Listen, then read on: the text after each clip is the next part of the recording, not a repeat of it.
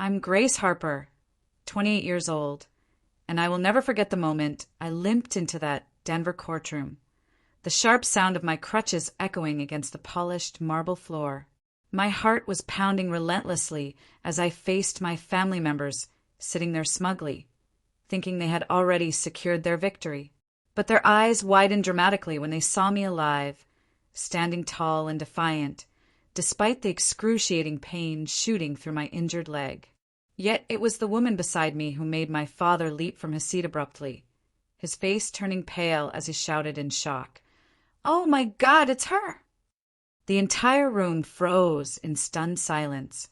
They thought they had buried my future in that sterile hospital bed where I was left completely alone in a coma, abandoned as if I was absolutely nothing to them.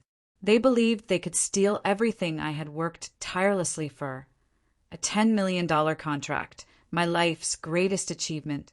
But they were completely wrong. If it were you in my position, would you make them pay dearly for their betrayal, or would you give them a chance to make things right? Comment below and let's engage in this debate. It all started several months before that dramatic courtroom showdown. I had just walked out of a sleek Denver office tower, my hands trembling uncontrollably as I clutched the freshly signed contract. $10 million. My revolutionary AI algorithm, a groundbreaking breakthrough in medical diagnostics, had landed me an extraordinary deal with a major healthcare corporation. Years of grueling late nights, endless coding sessions, and pushing past countless doubts had finally paid off magnificently. I was 28 years old, a software engineer at the absolute peak of my career, and I couldn't wait to share this incredible news with my family. I drove quickly to our comfortable suburban home, my heart racing with overwhelming pride, imagining their faces lighting up with joy and admiration. I was completely wrong about their reaction. When I stepped confidently through the front door, my sister was there sitting casually at the kitchen table. Her eyes narrowed suspiciously. She was 32, a project manager at my company, always perfectly polished, always maintaining complete control. But that particular day, something was definitely off about her demeanor. I held up the contract triumphantly, grinning widely, and said enthusiastically, "I did it! $10 million for my algorithm." Her lips twitched slightly, not into a congratulatory smile, but a bitter grimace. "Your algorithm?" she snapped harshly. "You mean the one I've been carefully overseeing? The one I personally pushed through countless meetings?" Her voice dripped with pure venom, and I froze completely. I'd always known she was intensely competitive, always the golden child who consistently received our parents' praise, while I desperately scrapped for mere scraps of approval. But this reaction was entirely different. This was pure, unadulterated rage. I tried desperately to explain that the algorithm was genuinely my work, my original code, my countless sleepless nights of dedication. She stood abruptly, her chair scraping harshly against the floor, and stepped menacingly closer. "You think you're so much better than me, don't you?" she hissed venomously. I backed away cautiously, my hands raised defensively, trying to calm the escalating situation. "This isn't about you," I said, my voice shaking with fear. But she wasn't listening to reason anymore. We were at the top of the steep stairs now, arguing intensely, her furious face inches from mine. "You're absolutely nothing without me," she spat with contempt, and then in a terrifying flash, her hand shoved my shoulders violently.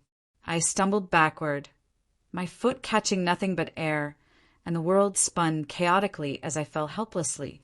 Excruciating pain exploded in my head, my body crashing brutally down the hard wooden steps, and then complete darkness engulfed me.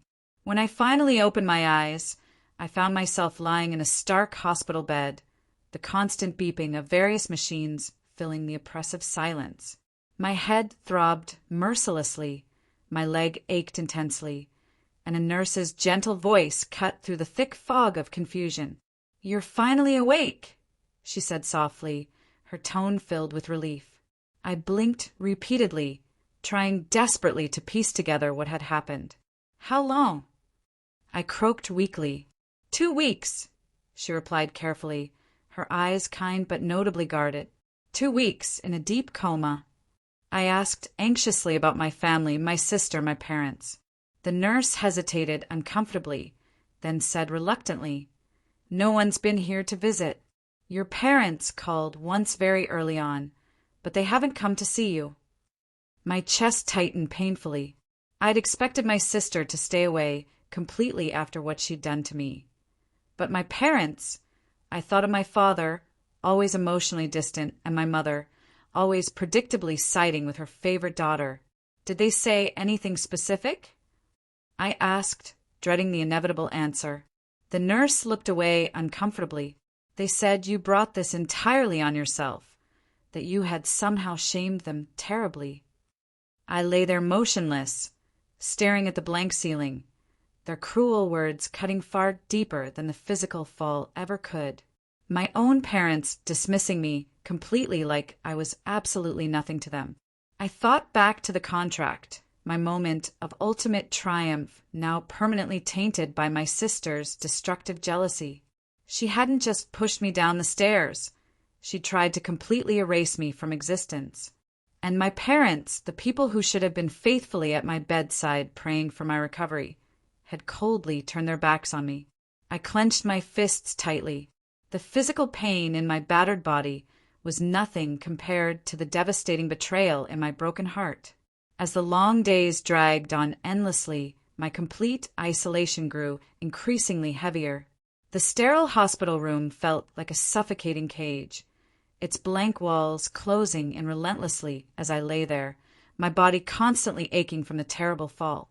No one from my family showed up to visit. Not my parents, not my sister. I kept glancing hopefully at the door, desperately hoping for someone to demonstrate they cared, but it remained firmly shut. The nurses moved quietly through their routines, their activities becoming a meaningless blur, and I was left completely alone with my torturous thoughts, constantly replaying the sharp sting of my family's ultimate betrayal. I'd always been the perpetual outsider in their judgmental eyes, constantly overshadowed by my sister's manipulative charm. But their deliberate absence now cut deeper than anything I'd ever experienced before. I wondered desperately if they even knew I was finally awake, or if they simply didn't care enough to find out. One morning, my sister appeared without any warning. She stood confidently at the edge of my bed, her arms folded defiantly, a cruel smirk twisting her face maliciously. "Still clinging desperately to life, huh?" she said, her voice sharp and ice-cold. "You're holding everyone back, you know that?" Sharp pain flared in my injured leg as I tried to shift position, glaring at her with undisguised hatred. "Why are you here?" I asked, my throat tight with emotion. She leaned closer menacingly, her eyes glinting with malicious intent. "Just making absolutely sure you stay completely out of my way," she said coldly, then straightened up and walked out deliberately, her footsteps echoing ominously down the corridor. Her words weren't just needlessly cruel. They carried a heavy weight, like she was carefully guarding some dangerous secret. I clenched the bed sheet tightly, my anger simmering dangerously. She wasn't just mocking me heartlessly. She was definitely up to something sinister. Later that same week, my best friend slipped quietly into the room, her face drawn with genuine worry and concern. She hugged me gently and tenderly, being extremely careful not to jostle my painful injuries, and sat quietly beside me on the uncomfortable hospital chair. "I've been fighting relentlessly to see you," she said, her voice low and filled with concern. "The hospital administration kept me away until now, citing family-only policies." I felt an overwhelming rush of relief wash over me. Her comforting presence was like a lifeline in this desperately lonely place that had become my prison. Then she dropped an absolute bombshell that shattered my world. "Your sister's been talking constantly at work," she said, her eyes narrowing with obvious disgust. "She's been telling everyone who will listen that she's taking over your $10 million contract, acting like it's rightfully hers and always has been." My stomach churned violently with nausea and disbelief. My revolutionary algorithm, the one I'd painstakingly built from scratch through countless sleepless nights, was being brazenly claimed by her as her own creation.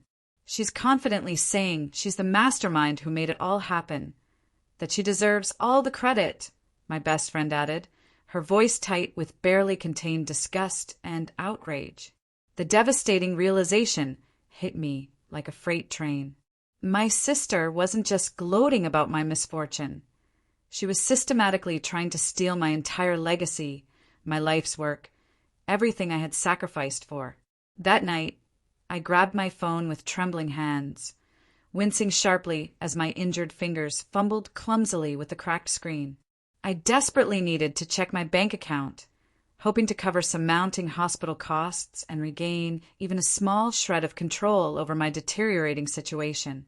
The banking app loaded slowly, and suddenly a bright, red alert flashed ominously across the screen. Account frozen due to legal proceedings. My heart pounded frantically with panic and confusion. I immediately called the bank, my voice shaking uncontrollably, and the representative's cold, professional words chilled me to the bone.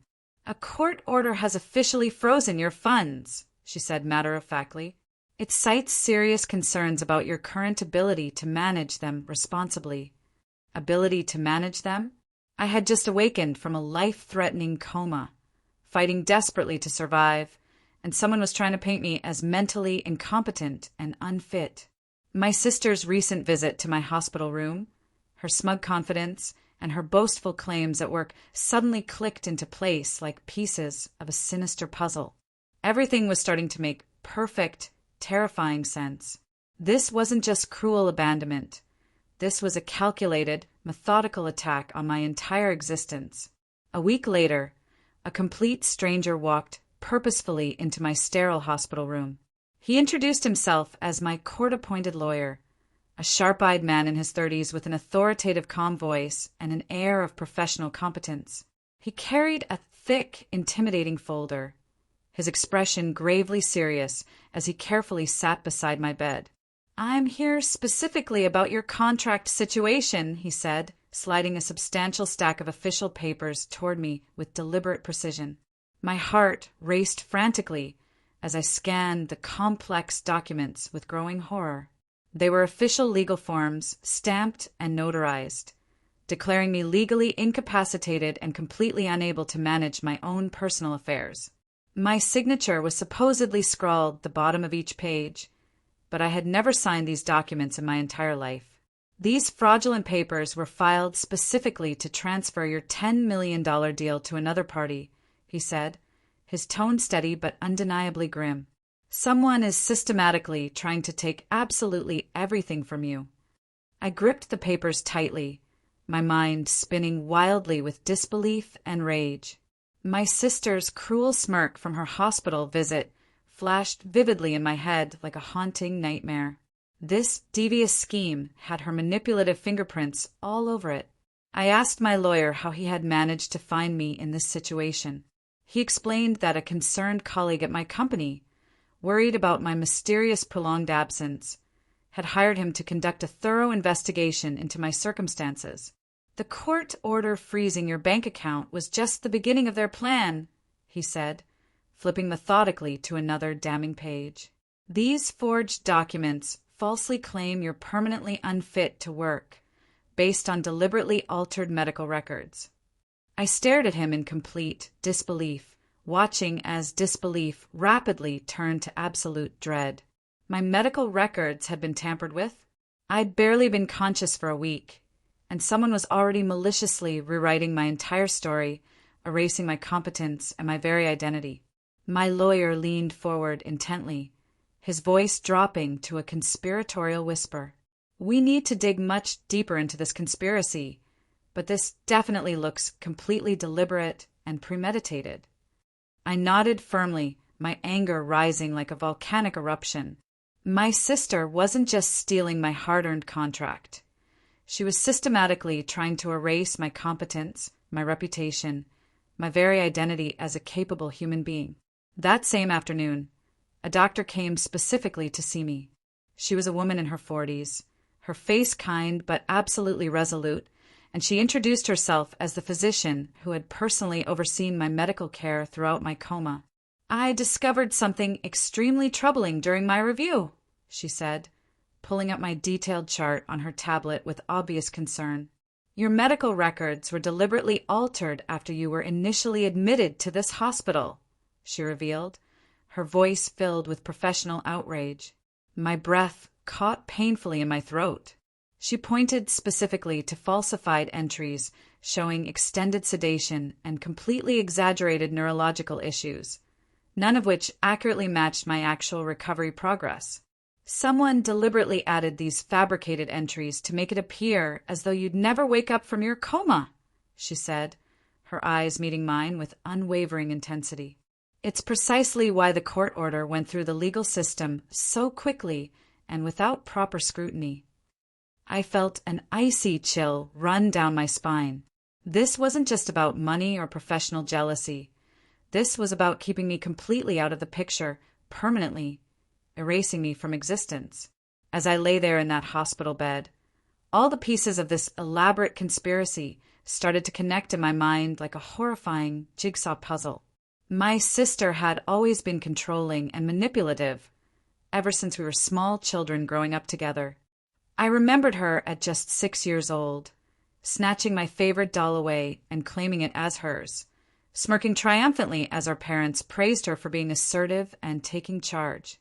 By age 10, she had completely mastered the art of turning their attention away from me, consistently convincing them that I was always the problem whenever I dared to speak up or assert myself.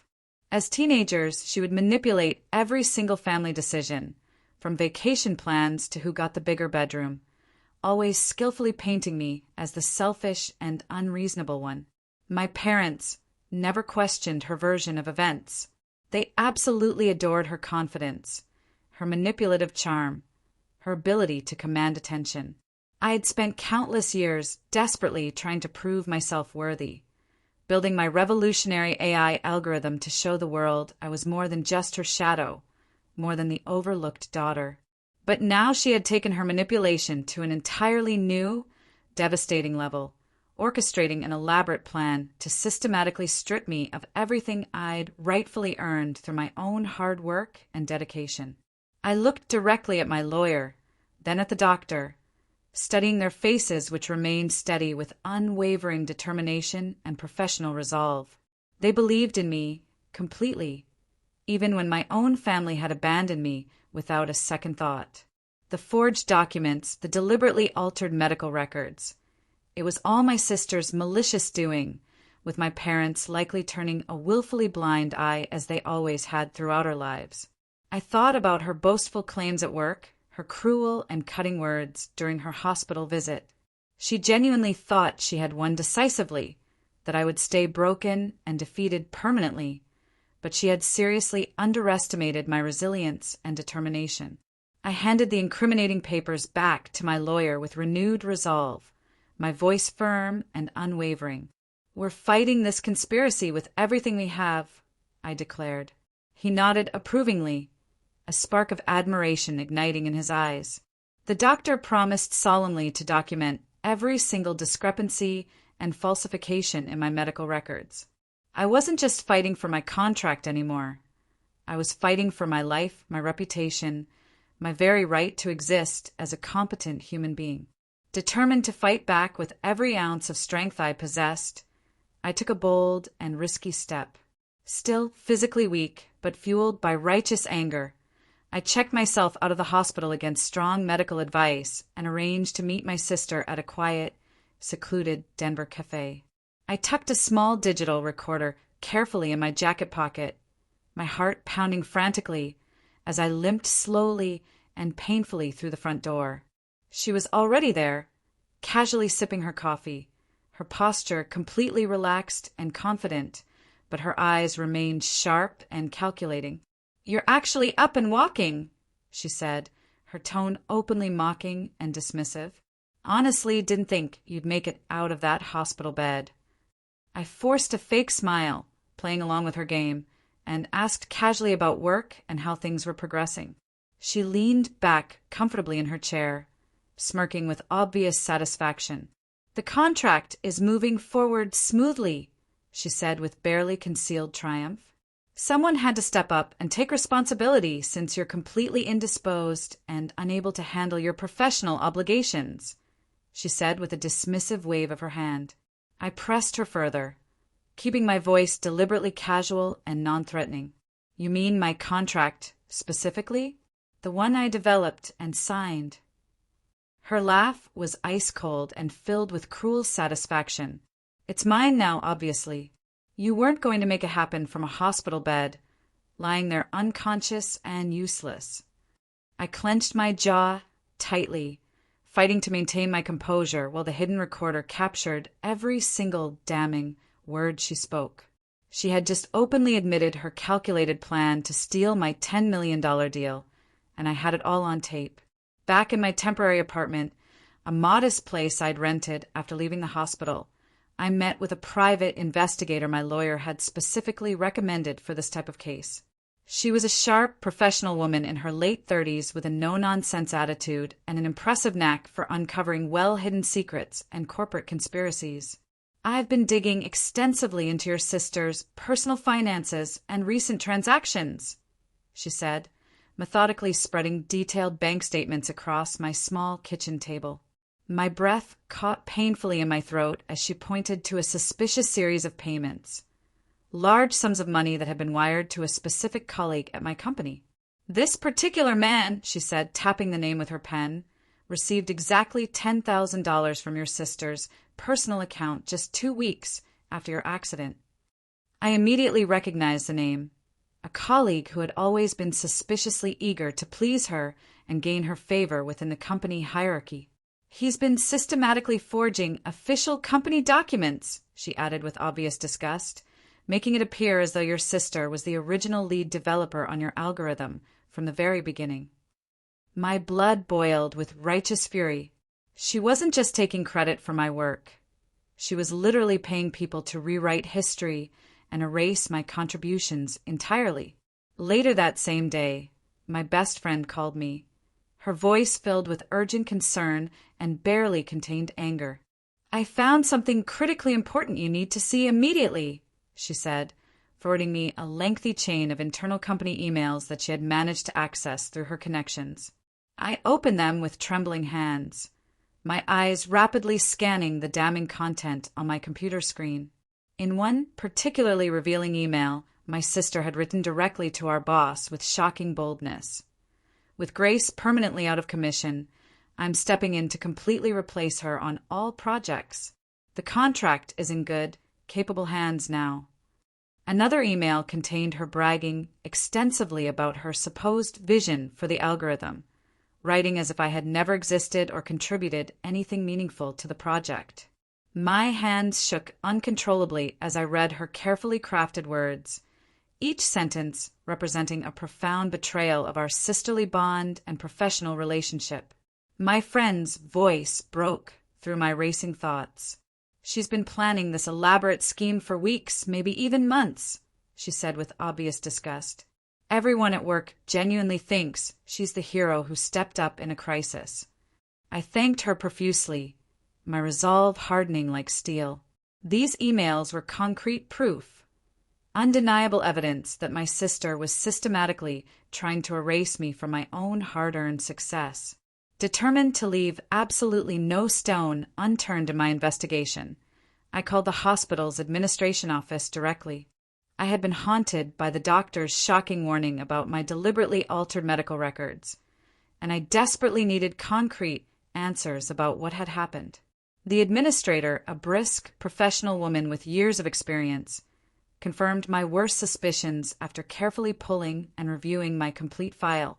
"There's clear, undeniable evidence of unauthorized changes throughout your records," she said, her voice tight with professional concern and obvious anger. "Multiple entries were deliberately added to significantly exaggerate your medical condition, suggesting falsely that you would be completely incapacitated for many months, possibly permanently." I asked specifically who would have had access to my confidential medical records. She hesitated uncomfortably, then reluctantly admitted, Only a few select staff members have that level of access, but we're currently investigating a suspicious external request that came through what appeared to be a legitimate legal channel. My mind immediately flashed to my sister's extensive connections and her proven ability to manipulate people and systems to her advantage. This wasn't just about stealing the contract anymore. This was about keeping me down permanently, locked away in a completely false narrative of frailty and incompetence. With substantial evidence finally in hand, I prepared myself mentally and emotionally for the legal battle ahead. I sat across from my lawyer in his cluttered Denver office, a space-filled floor to ceiling with legal books, case files, and the accumulated wisdom of years of practice. "We're building an exceptionally strong case," he said, his voice steady and filled with confidence.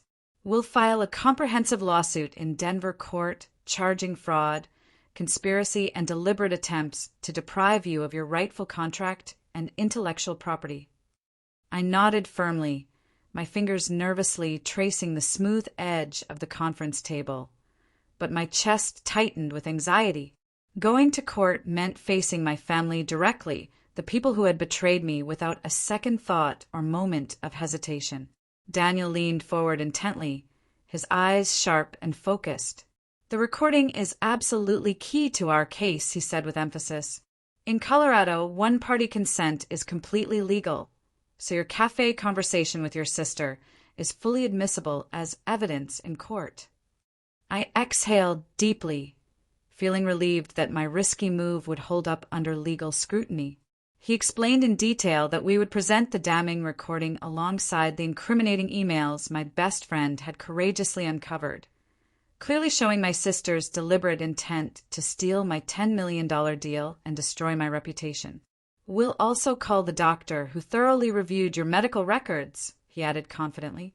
"Her expert testimony will definitively prove that the alterations were completely deliberate and malicious." I felt a surge of genuine hope for the first time in weeks, but the enormous weight of what lay ahead pressed down heavily on my shoulders. This wasn't just about winning a legal case. This was about confronting the family I had once trusted implicitly with my life and my future. Later that same day, I met with the doctor in a sterile hospital conference room. She sat across from me, her posture calm and professional, but her expression gravely serious. "I've prepared an extremely detailed statement," she said, sliding a thick folder across the table toward me. "It conclusively confirms the unauthorized changes to your medical records, multiple entries that were added specifically to exaggerate your coma and suggest permanent incapacity."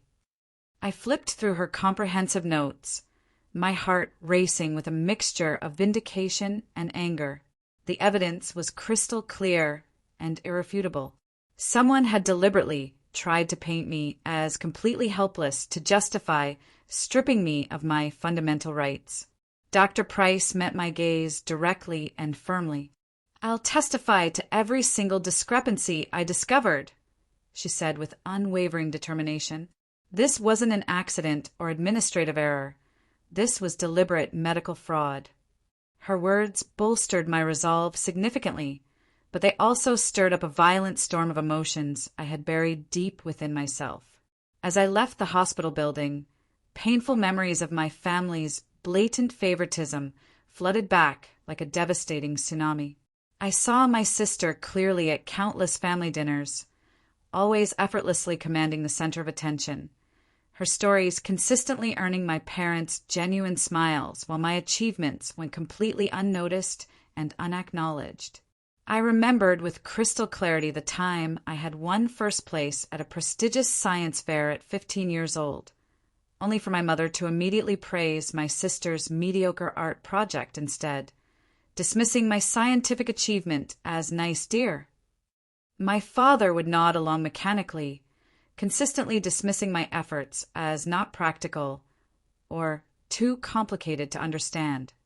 Their constant, unwavering preference for her had pushed me relentlessly to work harder, to build my revolutionary algorithm, to prove once and for all that I was enough, that I was worthy of their love and respect. Now they had sided with her again without hesitation, allowing her to manipulate my life completely while I fought desperately just to survive and reclaim what was rightfully mine. The profound pain of their rejection hit me like a massive tidal wave, threatening to completely drown my courage and determination. I stopped abruptly at a small park near the courthouse, desperately needing fresh air and a moment to collect myself. I sat heavily on a cold metal bench, the bitter winter air biting sharply through my coat, and allowed myself to feel the full depth of the hurt I had been suppressing. I wasn't just fighting for my contract or my money anymore. I was fighting for the truth, for justice, for the countless years I had spent proving myself worthy of love and recognition that should have been given freely. The day of the trial finally arrived, and I was completely ready for whatever lay ahead. The imposing Denver courtroom buzzed with palpable tension as I sat beside my lawyer, my hands clasped tightly in my lap, trying to control my nervous energy. Daniel stood confidently, his voice clear and commanding as he addressed the stern-faced judge with unwavering authority. "Your Honor, we have absolutely undeniable evidence of a deliberate conspiracy to systematically defraud my client of her rightful intellectual property and financial assets," he began with conviction. He started by presenting the damning recording from the cafe where my sister had openly admitted to stealing my $10 million contract without any remorse or hesitation. The crystal-clear audio played throughout the silent courtroom, her smug voice echoing ominously through the room like a ghost of her arrogance. "It's mine now, obviously," her recorded voice declared with chilling satisfaction. Audible gasps rippled through the packed gallery as spectators absorbed the shocking admission of guilt.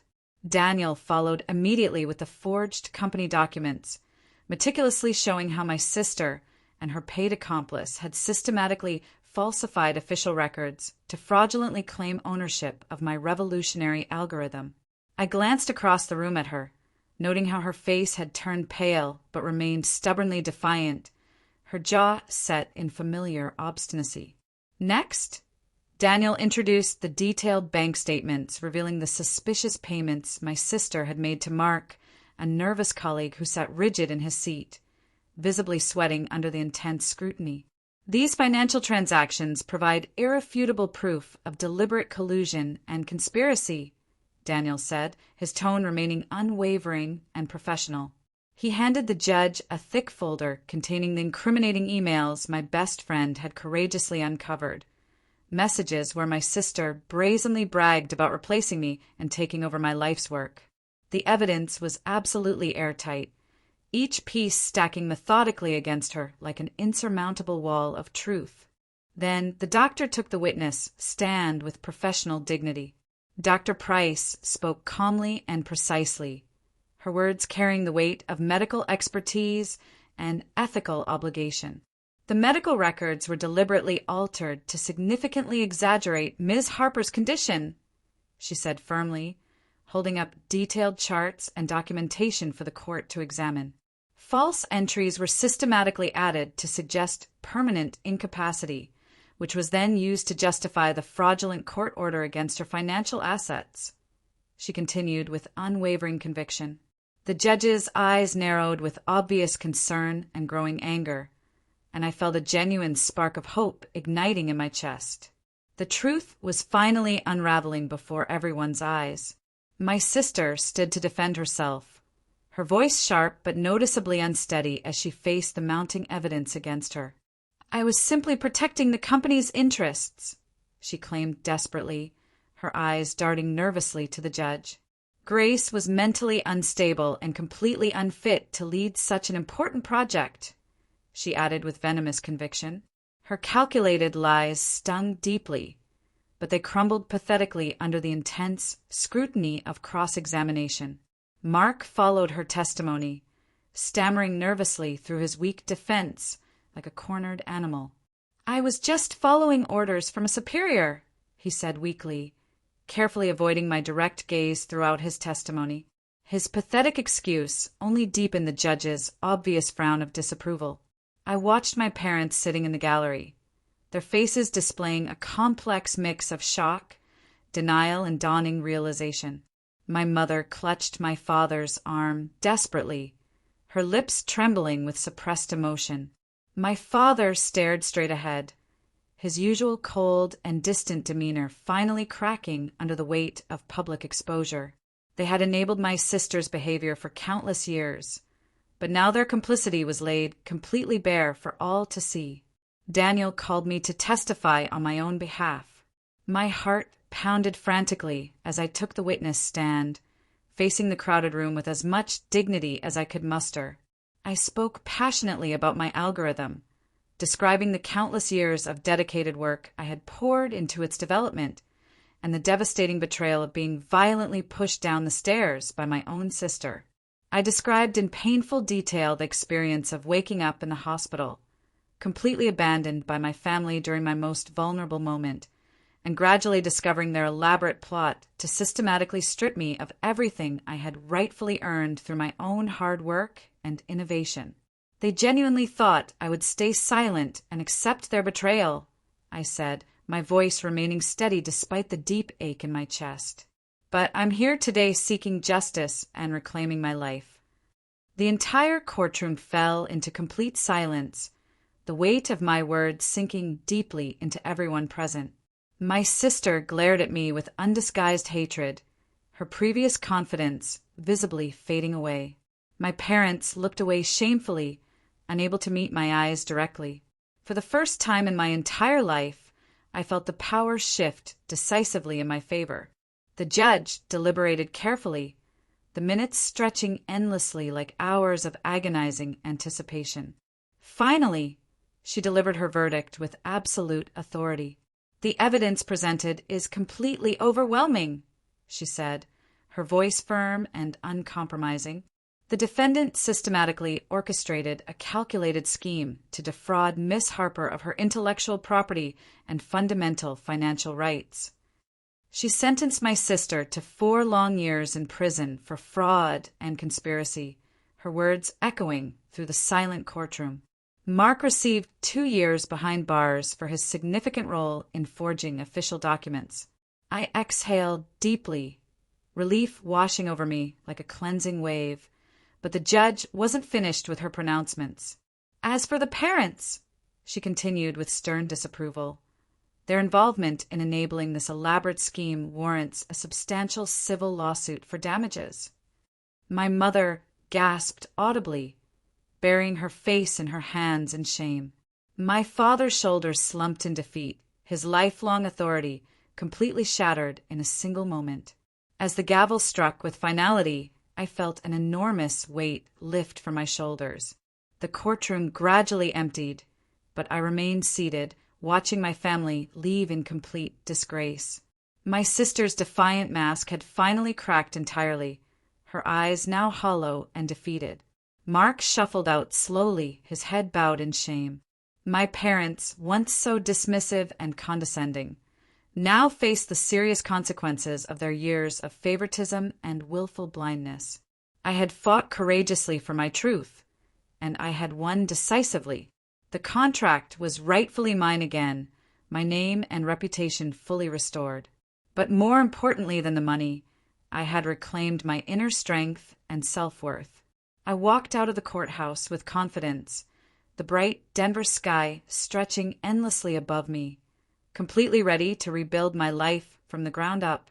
With justice finally served, I began an entirely new chapter of my existence. I stood in my beautiful new apartment, a small but bright space with large windows overlooking the stunning city skyline. The walls were currently bare, but they held infinite promise, a fresh start, completely free from the dark shadows of my family's devastating betrayal. I had made the difficult but necessary decision to cut all ties with them permanently. No more phone calls, no more visits, no more desperately hoping for their approval or love. My sister, my parents, they were all part of a painful past I no longer needed or wanted in my life. The freedom of that choice felt like breathing freely for the first time in many years. The legal consequences had been appropriately severe for everyone involved. My sister was serving a 4-year prison sentence, her overwhelming ambition finally reduced to a small cell. The court had ordered her to pay me $200,000 in restitution for the extensive damage she had caused to my life and career. Mark, the colleague who had willingly been her pawn in this elaborate scheme, faced 2 years behind bars and a $20,000 fine for his active role in forging crucial documents. My parents, complicit in their deliberate silence and enabling behavior, were hit with a substantial civil judgment ordering them to pay $75,000 in damages. Their once proud reputation in our close-knit community crumbled completely, their social status eroded by their own terrible choices. I didn't gloat over their misfortune or feel any joy in their dramatic downfall, but I felt profound relief knowing they could no longer hurt me or manipulate my life in any way. I wanted to do much more than simply rebuild my own life and career. The excruciating pain of being betrayed so completely, of being left utterly alone in a hospital bed, had shown me clearly how many other people might face similar struggles and betrayals. I took a bold step, investing $500,000 from my contract earnings into establishing a Denver-based foundation specifically for victims of familial abuse and betrayal. The fund would provide comprehensive legal aid, professional counseling, and safe housing for those courageously escaping toxic family situations. At the foundation's official launch event, I spoke to a small but engaged crowd, my voice steady and filled with purpose. No one should ever feel alone in their fight for justice and dignity, I said, the words carrying the weight of my own painful scars and hard-won wisdom. The foundation was my meaningful way of transforming personal pain into positive purpose, ensuring that others would have the crucial support I had so desperately lacked during my darkest hours.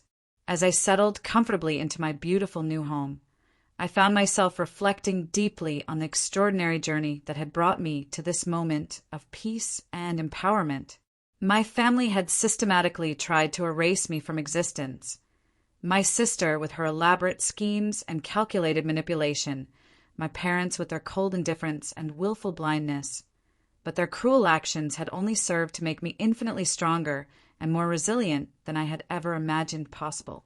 I had fought courageously through a life-threatening coma, methodically uncovered their web of lies and deception, and faced them with unwavering determination in a court of law.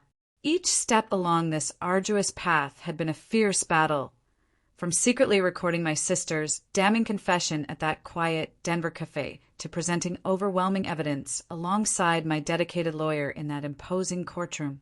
Through this harrowing experience, I had learned that true justice wasn't simply about winning a legal case or claiming victory over one's enemies. It was fundamentally about standing up for oneself with dignity and courage, even when the odds seemed completely impossible and the entire world appeared to be against you. My revolutionary algorithm, my source of pride in life's work, was finally back in my rightful hands, and I was already planning its next ambitious phase with renewed determination, absolutely committed to making it bigger and more impactful than ever before. The most profound lesson I had discovered wasn't about revenge or personal triumph over those who had wronged me. It was about the transformative power of self-reliance and inner strength. For countless years, I had desperately sought my family's validation and approval, constantly chasing their love through professional achievements that they consistently ignored or dismissed as unimportant. But in that sterile hospital bed, completely abandoned and utterly betrayed by those who should have loved me most, I had found something infinitely better and more valuable: my own unshakable strength and unwavering sense of self-worth. I finally understood with crystal clarity that I didn't need their approval or validation to know my true worth as a human being. My inner dignity had carried me through the excruciating pain, the elaborate lies, and the intense courtroom drama. It had taught me the invaluable lesson that no one could steal my future or destroy my dreams unless I willingly allowed them to do so. As I stood by my apartment window, looking out over the magnificent Denver skyline, watching the city lights sparkling like diamonds below in the darkness, I knew with absolute certainty that I was enough exactly as I was. I was completely ready to build a fulfilling life entirely on my own terms, creating a future where no one could ever hold me back or diminish my potential again. The foundation I had established was already beginning to help other victims of familial abuse, providing them with the resources and support I had wished for during my darkest hours. My algorithm was being developed further, promising to revolutionize medical diagnostics in ways I had only dreamed of before. Most importantly, I had reclaimed not just my financial assets and professional reputation, but my fundamental sense of self and personal agency. Standing there in my new apartment, surrounded by the promise of unlimited possibilities, I realized that my family's betrayal had inadvertently given me the greatest gift of all: complete freedom from their toxic influence and the unshakable knowledge that I was capable of achieving anything I set my mind to accomplish.